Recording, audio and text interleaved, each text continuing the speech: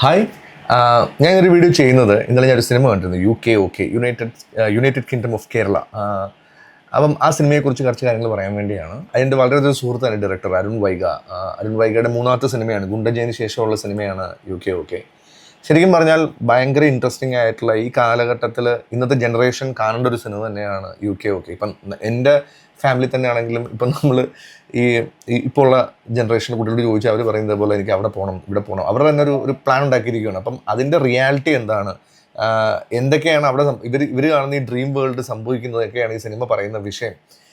ഞാൻ കൂടുതൽ സ്പോയിലർ ആകുന്നില്ല, പക്ഷേ അത് അരുൺ വൈഗ ഭയങ്കര ബ്യൂട്ടിഫുൾ ആയിട്ട് ഒട്ടും ഒരു ഒരു ഒരു കൊമേഴ്ഷ്യൽ രീതി തന്നെ ആ സിനിമ പറഞ്ഞു വെക്കുന്നുണ്ട്.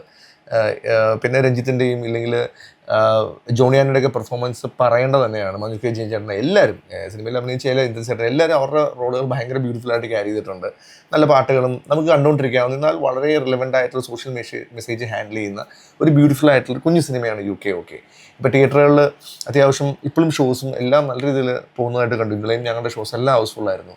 അപ്പോൾ എല്ലാവരും ഈ സിനിമ തിയേറ്ററിൽ പോയി തന്നെ കാണണം. കാര്യം ഒരുപാട് ഈ ജനറേഷൻ കാണേണ്ട ഒരുപാട് കാര്യങ്ങൾ ബ്യൂട്ടിഫുള്ളായിട്ട് അരുൺ വൈഗ ഇതിനകത്ത് സെറ്റ് ചെയ്ത് വെച്ചിട്ടുണ്ട്. അപ്പം UK എല്ലാവിധ ആശംസകളും. പടം ഇനിയും ആളുകൾ തിയേറ്ററിൽ പോയി കാണട്ടെ. എല്ലാ സപ്പോർട്ടോടു കൂടിയും ആ സിനിമ ഒരു വൻ വിജയം നേരട്ടെ. Thank you.